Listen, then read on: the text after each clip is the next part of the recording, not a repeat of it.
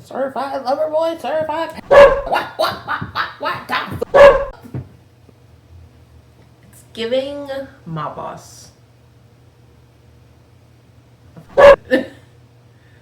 Chaz Bono once said, "Gender is between your ears, not between your legs."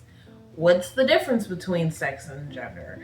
And how does gender identity and sexual orientation fit into that? Welcome to the Pleasure Prism. My name is Victoria, and I will be your guide to help shine light on intimacy, relationships, and cultural factors shaping the way we experience pleasure and the people around us. Welcome, returning people. I'm happy you're back for another video. Happy you found the first video entertaining. You don't have to watch these in order, by the way, unless I say that they're in order, but they'll be notated. So just a little disclaimer for this one. This is not a political channel. Like I said last time, this is not a political channel. Everything that is stated has peer review research done to back it up. This is not political. These are just straight facts. Resources are down in the description. Gender versus sex. I'll be reading more off of my laptop today because there's a lot of juicy information here. Gender, definition of gender. Gender is used to denote the public, sociocultural, and usually legally recognized lived role as boy or girl, man or woman, or other gender. And that is from the APA, so the standard that therapists have to use, especially in diagnosing different mental illnesses and such. This means that gender is based on social, cultural, and behavioral context that we live in. Society and the culture surrounding us has told us how we should understand certain things. And therefore we go on and perpetuate those things with one another. For example, if you see somebody wearing a dress, normally you would assume that because that person is wearing a dress, they are probably a woman. And if you see somebody wearing a suit, you're probably going to assume that they're a man. That's just kind of the natural assumption of things. But what if we lived in a society where it was flipped and women wore suits and men wore dresses or skirts? That would just be our cultural and societal norm. We wouldn't know anything different. And so that just would be it. And that would be our standard that we would be enforcing. An example of kind of this sort of thing is the kilt. The kilt has traditionally been worn by men of Scottish and Gaelic cultures. The garments are typically worn at formal events and they come in traditional kilt style, meaning that they're long, or they come in shorter styles, or called the small kilt. In their culture, wearing the kilt is reserved exclusively for men. They can include women, but historically they're mainly men who wear them. But by the standards set in the West, men should not be wearing anything that resembles a skirt, which we do have men now wearing skirts. Show off them legs. Yeah, I'm down for that. Why we gender clothes to begin with, I don't know. That's a topic for a different day. But yes, certain, like even me wearing this pink shirt is very within the tradition. But I don't know if it's okay because it's not a dress. I don't know, but it's a cute pink shirt. I like the My Boss vibes. It's a chain. I like it. Gender also plays a role in socially dictating what men and the roles that men and women are supposed to have. So men are the breadwinners. They're supposed to go out and make the money. And the women are supposed to provide for the children, rearing the children, taking care of the house. So that is gender. Sex is separate. Sex refers to the biological makeup of a person as well as the observed physiological and anatomical sex traits, which produces the terms male and female. If a person walked past you and they have breasts, you would probably assume that they're a female. If somebody walks past you and they're wearing gray sweatpants, you would probably assume that they're a male. If you catch my drift. Side note, I feel like hippie pants, I call them hippie pants, I'll insert a picture, but I feel like hippie pants are the equivalent to men wearing gray sweatpants. These specific traits are dictated in a person based on their chromosomes. So females have XX chromosomes while males have XY chromosomes. These chromosomes are the blueprint instructions for sex characteristics. This has nothing to do with the person, how a person is presenting themselves, and simply boiling down to their biological makeup and therefore their biological expression. So whether somebody identifies as male or female is separate than how they were born, like what they were assigned at birth, essentially. Hence why gender is between the ears and not between the legs. This definition of sex does not make room for intersex people, meaning that they have atypical chromosomal, gonadal, ovaries or testes, or anatomical sex, so the vulva or the penis development. In the medical world, doctors are beginning to push for something called the third sex to be recognized. In the early years of human history, intersex people were either being denoted as male or female based on which characteristics seemed more apparent at the time that they were born. So if you had something that looked more like what a boy has or what a male has, then you were denoted as male. If you had something that kind of looked more like what a female has, then you would denote them as female.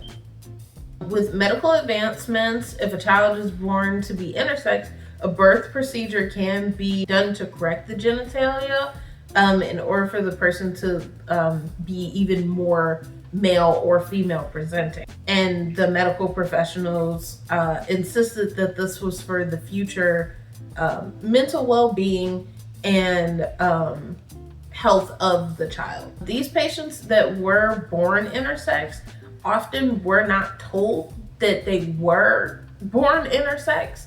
Like it wasn't denoted on their documents. So they were just put as being male or female.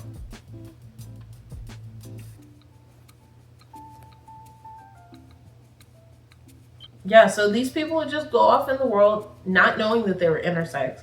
And because they've had the procedure done, they believe and have been told, let's say that you've been a male all of your life, they don't know any different. They don't know what they were really born as. So this can cause complications later, especially considering that the doctor wouldn't come back later, like once they were older, and be like, hey, like you were born intersex. Are you having these sorts of problems? So they would just kind of think that they're an anomaly when it comes to being a male or a female. And that can cause more psychological damage because you're not saying you're not speaking the truth of this person. That's what they were born as, and they were corrected in a sense to be, as I like to say, packaged better. A person typically was assigned at the time when they were doing like the procedures. I'm pretty sure they still do the procedures. Don't quote me on that part. But back in the day, typically the procedure was based on the technology that they had at the time. Had something that looked more like a penis, then they're like, okay, we're gonna try and do our best. Like, but you might end up with a vulva. I don't know. From one of the studies that I found, which was so interesting, it was a 1993 study. This is a quote from the study. I don't know if this person was a doctor necessarily, but they quoted this.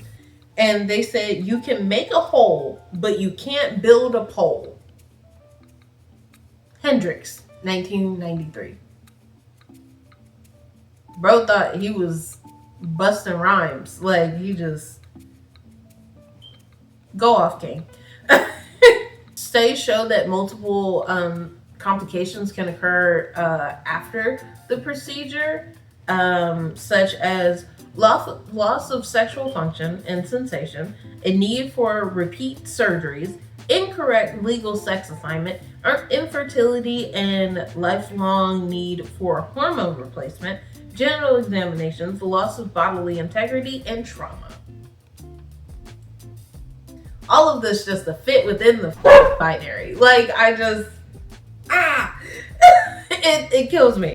There is now a push for the third sex model for individuals born who are intersex, which pushes against the surgeries and allows the person to grow and develop and make the choice of how they want to live. So whether or not they want to end up having these surgeries, or if they don't and they just want to live how they live and present how they want to present.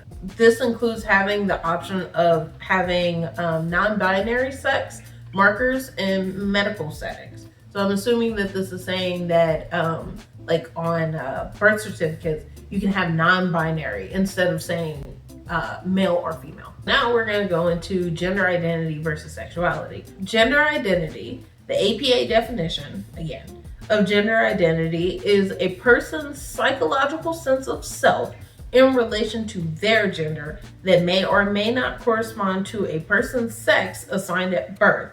Presumed gender based on sex assignment or primary or secondary sex characteristics. Basically saying that this is based on how you identify yourself, based on how you feel about yourself, about how you view yourself. It has nothing to do with how other people view you at all. Their perception of them doesn't matter. From what I could find, there were 72 genders. I'd love to one day look through and see actually find a concrete number as how many genders there are. I'm sure that you could, there's probably going to be more in the future. But as of 2025, the year of our Lord and Savior, 2025, there are 72 genders. That meme of just like how many genders are there? And he's like, 1. How many genders are there? I don't know. I just got here. Oh, I just learned. There's like 58. I don't know. 1. How many genders are there? How many judges? Supreme Court or what? Yes.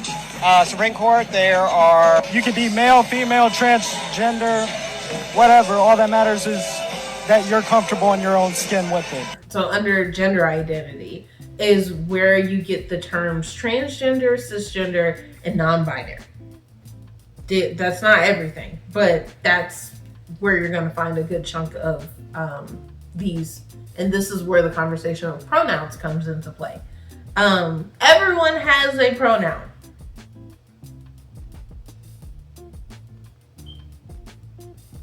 I'll say it louder for the girlies in the back. Everyone has a pronoun. Everyone. Whether you identify in the LGBTQIA plus community or not, you have a pronoun. Don't tell me you ain't got no damn pronoun. As defined by Merriam-Webster, a pronoun is any of a small set of words such as I, she, her, he, him, you, it, we, or they, them in a language that are used as substitutes for nouns or noun phrases and whose referents are named or understood in the context.